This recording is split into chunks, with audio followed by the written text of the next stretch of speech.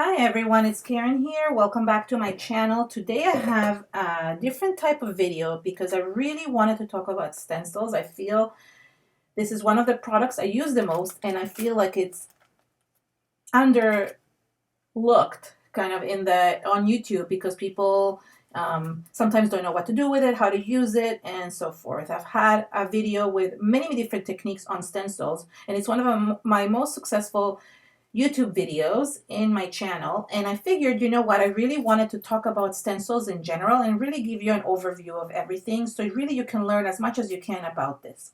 Now, I want to remind you to please give my video a thumbs up and share it with your friends on social media. If you don't subscribe to my channel, I would love for you to subscribe because I really feel like I can give you a lot of information about not only mixed media and art journaling, but also about different products. I try to really break everything down. And today I'm going to be talking about stencils, and I'm going to break down every single thing about stencils, starting with what is stencils. I also want to remind you that I do have a membership that you can join. It's right underneath beside the subscribe video.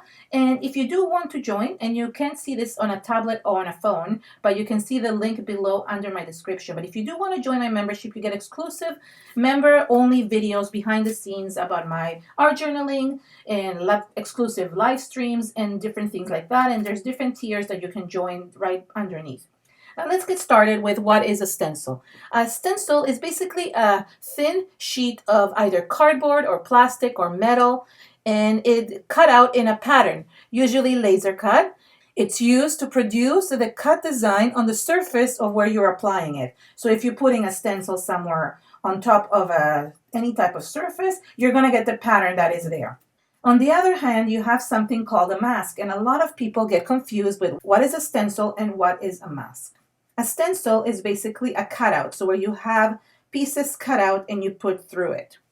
A mask, on the other hand, is something cut out as well, but instead of being cut out, you have the opposite side of it that you can place on a paper, and it will mask out an area where you don't want your medium to be, your paint, your spray, or your ink, or whatever it is. So it's masking that area, and you do get the outside. Some stencils come with both, come with the inside and the outside. So like this elephant, I can remove it and get that as well. Another example is this stencil where there's a flower. I can actually remove this flower and use it as a mask or use it as a stencil. So I have both options. And some stencils do work like that, and you can use it that way. Another example of a mask is something like this, where you have like a cityscape and you can mask the cityscape. So that's really easy to use, and that's the difference between a stencil and a mask. The first thing I want to talk about is what stencils are made out of. So I did say that they could be made out of cardboard, it could be made out of plastic, or another material. It's called mylar, which is I think the ones that these stencils are made out of. So it is a plastic, but it's called mylar. And those are the ones I want to talk about. And within those, there's many different types. So one of the things that I want to talk about is thickness of the stencils. And that makes a difference in terms of how thick the layer is going to be. If you're adding things like spray or ink, that has to do with it as well, but it's mainly when you're adding things like paste, modeling paste, or gesso and other products, because when you're applying them with a palette knife, so what you're going to have is you're going to be applying something with a palette knife through the stencil, and you're going to get the thickness of that paste is going to be like that. However, it can also affect other things. So for example, if you're going to spray through this and it's a very thick stencil, it can actually make the spray run through. Or if you're using an ink, and for example, you're going to go through this, okay? If you're actually using ink and dabbing it through, the actual ink dauber will not get through if it's too thick of a stencil. So thickness has anything to do with it. However, at the same time, you can't have too much of a thin stencil because it will not give you a good impression. The companies that I work with and the stencils that I buy, and I'm a stencil hoarder, definitely I'm a stencil hoarder. Those companies make amazing stencils, and I will list those below for you. So there you can you know, go through all the stencils and pick the designs that work for you, because every design is different and people kind of gravitate to one design or to another. And you can use stencils in so many different things. You can use stencils on cards, on scrapbooks, on mixed media, on art journals, on canvases. Stencils are so versatile, and they're one of my favorite tools to use when I'm doing art and crafts and everything.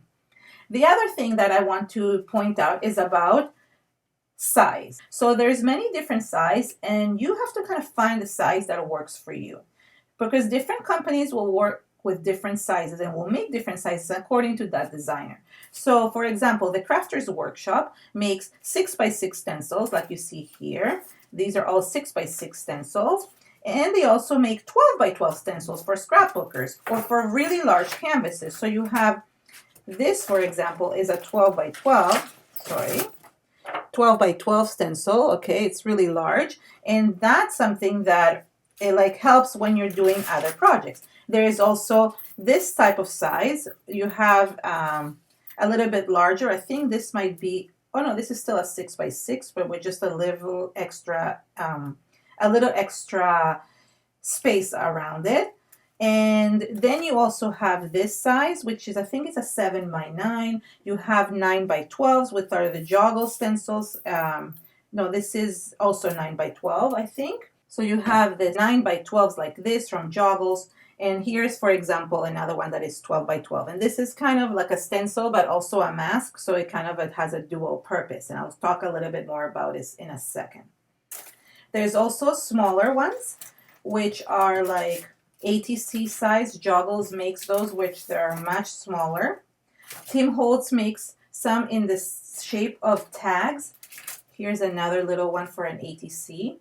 So Tim Holtz has different size tags for that as well. So you can see that you can really use different types of sizes for different types of projects. Tim Holtz works a lot and makes a lot of tags, so this is something that really works for him well. And truthfully, you can work with small surfaces on any type, like a card or like an art journal, so that works as well.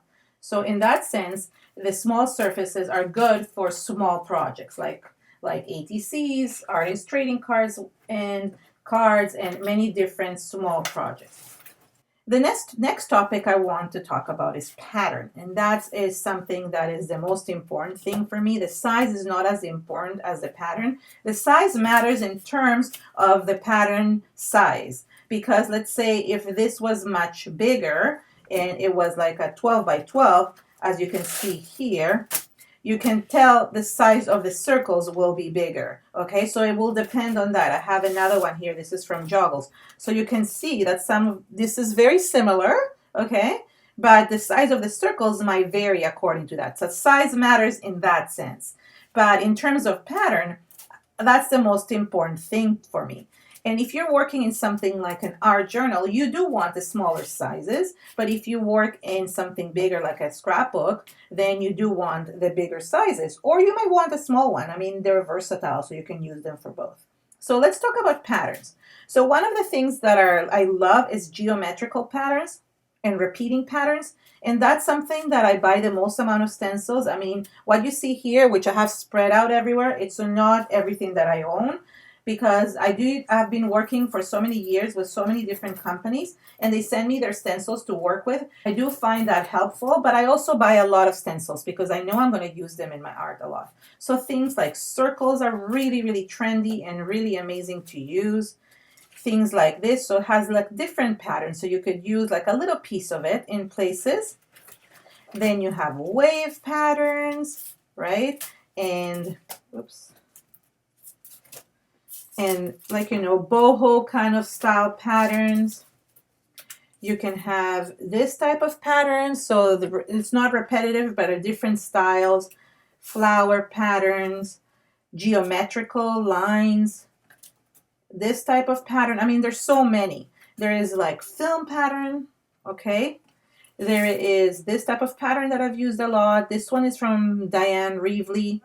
Anna Dabrowska has amazing stencils from Prima Marketing. So some of these are Prima. So this is actually a Prima Marketing stencil, and this is a Finnabair stencil. I forgot to mention them.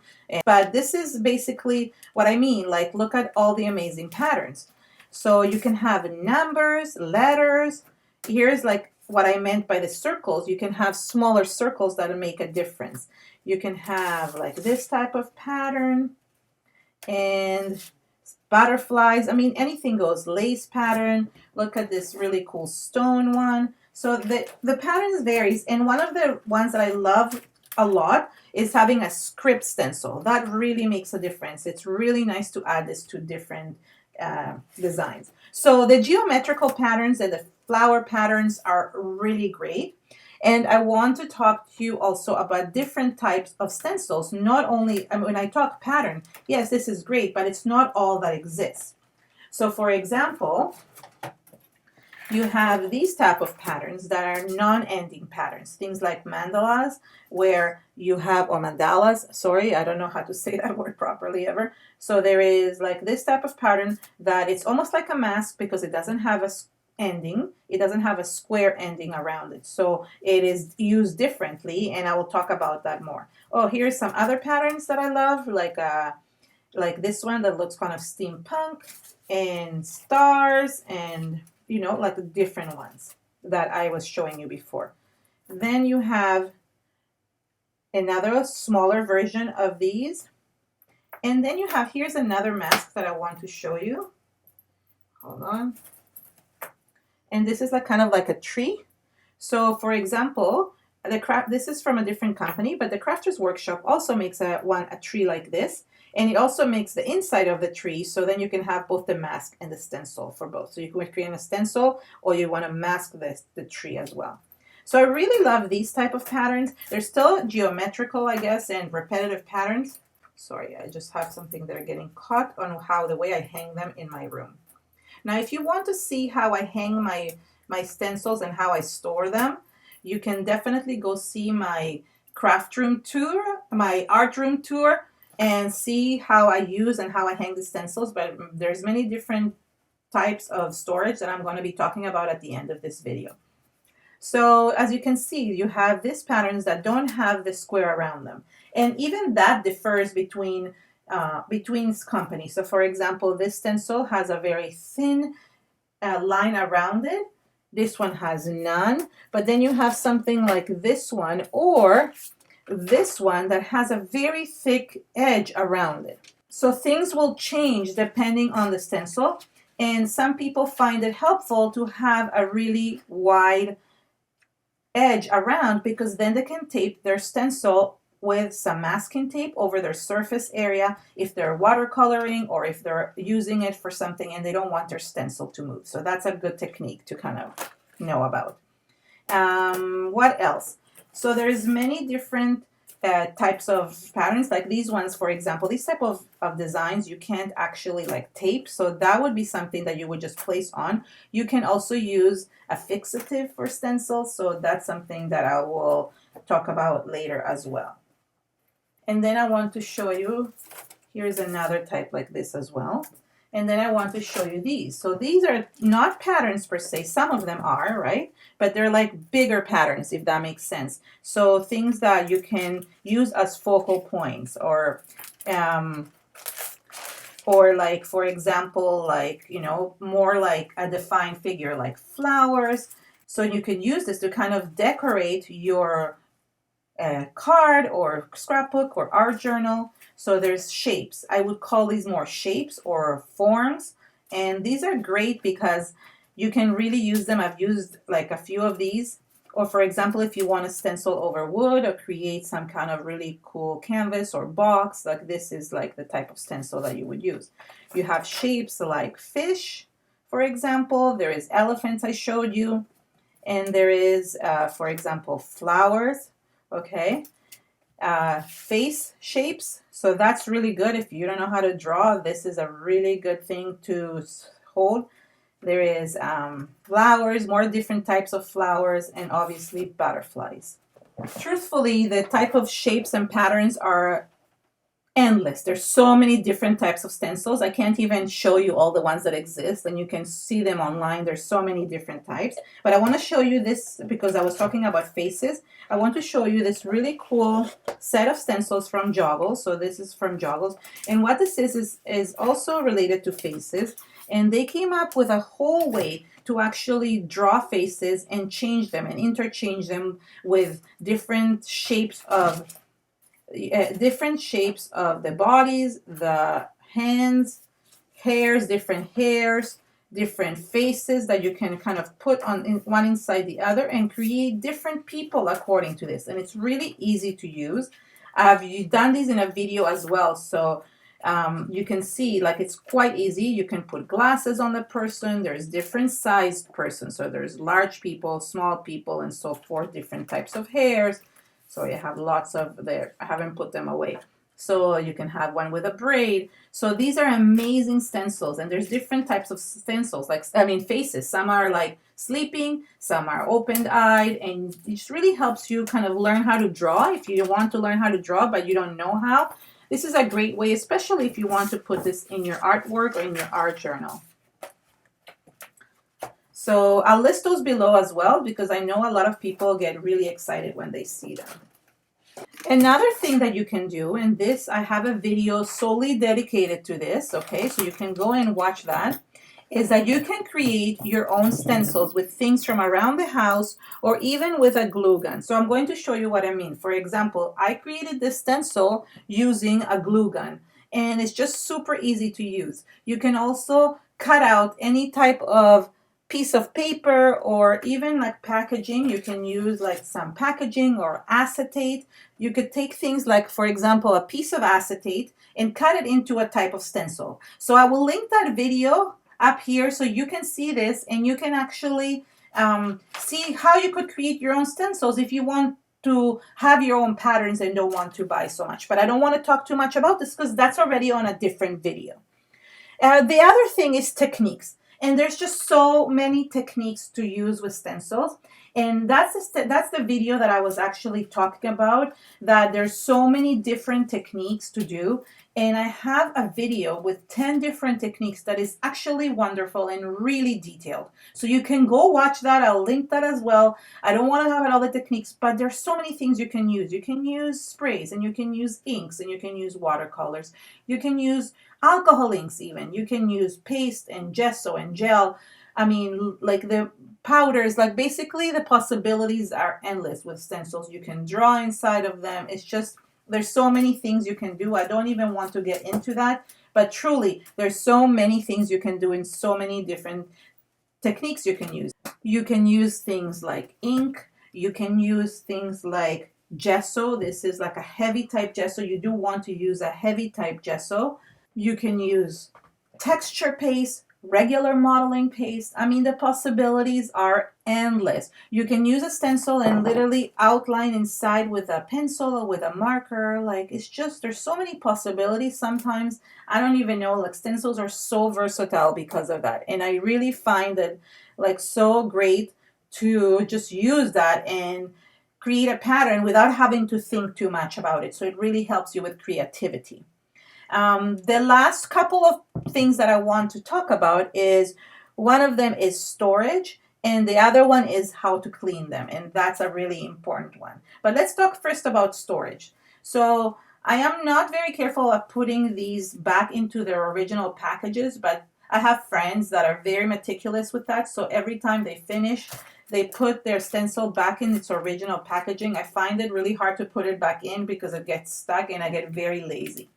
Now, if you have it in their original packaging, they're not going to kind of get stuck between each other, right? So that's a great thing. But you could also put like a sheet in between them and then store them without their packaging. So some ways to store them are in a binder. You can store them in like different folders, okay, and categorize the binders according to the style of stencil or the brand or whichever way you find helpful. Another way I've found people is that they have a box and they put the stencils lined up like this in a box, and they have tabs sometimes that they can separate things according to that. So then they can just leaf through the stencils and find them. Some people just put them in a drawer. Some people, I mean, the possibilities are endless, really. Like, there is no really right or wrong. I know that in a binder, for example, you could put like one on each side of the plastic with a sheet in between, so that way they really won't get stuck. If you do want to see how I organize it, you can watch my video on my room tour, and that will show you how I use them. So I have these clips and I clip 2 of them back to back, and then I hang them on these rods. My husband created this rods, and he screwed in these rods inside my IKEA cabinet, and I can hang all my stencils according to size. So now with this mess that I have here everywhere, I'm going to have to go put all of those back, which I'm not looking forward to. And that's really annoying. Now, cleaning. I can't be more adamant about the fact that you need to clean your stencils right after you use them. And I'm not the greatest person in terms of that, especially when I do live streams and it's really hard to just clean them. Now, what do I mean by cleaning? This sometimes, you see how it's a little bit orange? That's okay. It's not coming off. Paint, sometimes it's okay to leave on, but you don't want to have really thick paint. So this area is not good. But if you're using ink, okay, or like thin paint and you're using it with a roller, okay, so all you have to do is just like let it dry. And I have people that use their stencils over and over. It doesn't matter if they're stained. So stained is okay. But if you have ink that comes off onto other things, so I would just grab a wipe and just wipe the ink off, okay? So as you can see, this is dried already. This is acrylic and this is not coming off. And the same thing here. So here, let's see. You see, oh, this one is coming off. So this was probably ink. So this probably I didn't clean well, as you can see, because purple is coming off it. The most important one that I find that is really hard to get off, it's paste or very thick gesso. But before that, I'll show you, this was stained with alcohol ink, so it's very thin and doesn't come off, and that's okay. It's not a problem because it will not stain something else. The worry is that you're going to stain something else, and you don't want to do that. The point happens when it got something like this, where it's really, really gunky and very gross to do. I was using this during a show where I couldn't go and put this in the sink or wash it, and it just got on. Now, I did make a very good video a few years ago about how to remove all this gunky stuff from my stencils. However, since then, I discovered a new product which I am getting. I actually just bought it because my friend Tiffany and Nicole have been using this. It's called Crud Cutter, and I'll put that below. I'll link that below, so in case you want to get it from yourself, for yourself.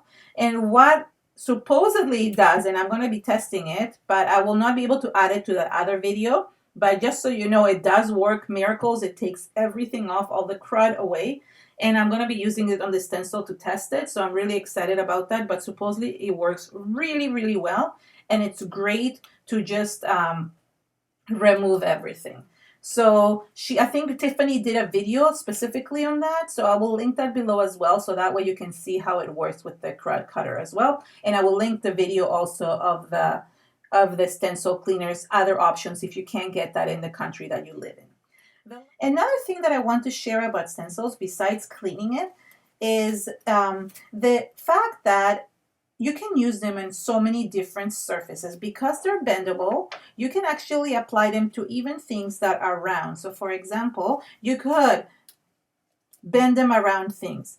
Other than this, you can add them on any type of surface, whether it's metal, plastic, paper, watercolor paper. You just want to make sure that if you're using it on paper, that it's thick enough to take all the medium. So you can use them on mixed media paper or very thick cardstock, watercolor, any art journal, thick book, or even in regular papers as well. But for regular papers, you want to just use it with inks. That way you don't get it warped up and it doesn't ruin the paper. You could do it on paper, on napkins, on baby wipes, on plastic, on cardboard, basically anything goes. Obviously canvas or fabric materials, any type of fabric you can use with stencil. You can actually create things on wood and make like boxes, or you know, if you're making like a decoupage box, that works as well. So any type of surface really works with stencils.